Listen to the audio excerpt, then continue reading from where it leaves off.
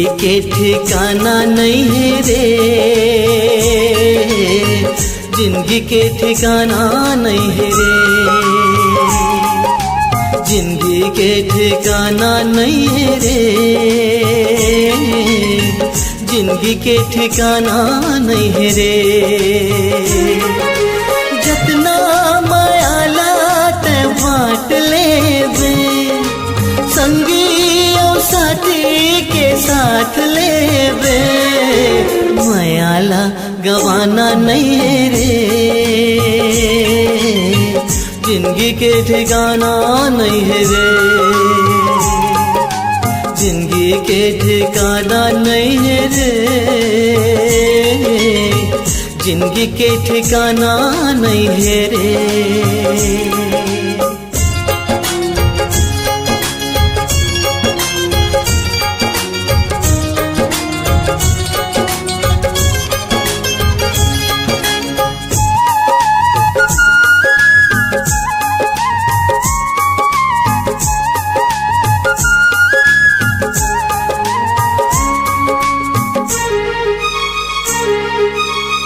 काकरों से गलती होगे ओला ते हम माफ कर दे, कुछ झन मन में रखबे मन लाते साफ कर ले।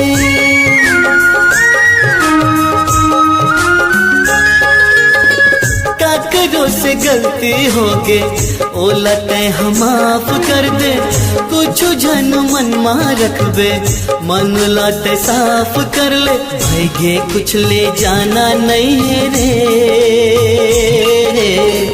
भाईगे कुछ दे जाना नहीं है रे, जिंदगी के ठिकाना नहीं है रे, जिंदगी के ठिकाना नहीं है रे।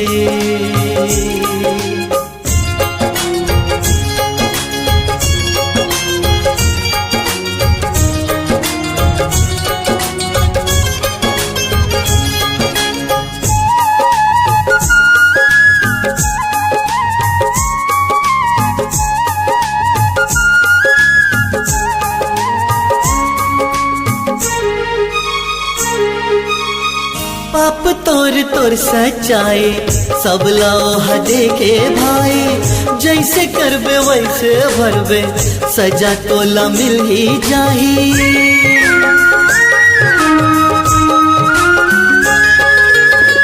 पाप तोर तोर सच्चाई सब लाओ हदे के भाई, जैसे करबे वैसे भरबे सजा तोला मिल ही जाही। काहेला छुपाना नहीं है रे,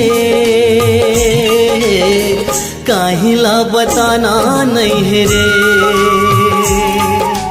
जिंदगी के ठिकाना नहीं है रे,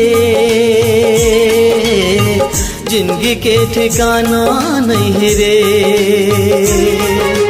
जितना मायाला ते बांट लेबे, हो संगी और साथी के साथ लेबे, नान्हेला रोवाना नहीं है रे, बड़ेला सताना नहीं है रे, जिंदगी के ठिकाना नहीं है रे, जिंदगी के ठिकाना नहीं है रे। भाईगे कुछ ले जाना नहीं है रे, भाईगे कुछ दे जाना नहीं है रे, जिंदगी के ठिकाना नहीं है रे, जिंदगी के ठिकाना नहीं है रे।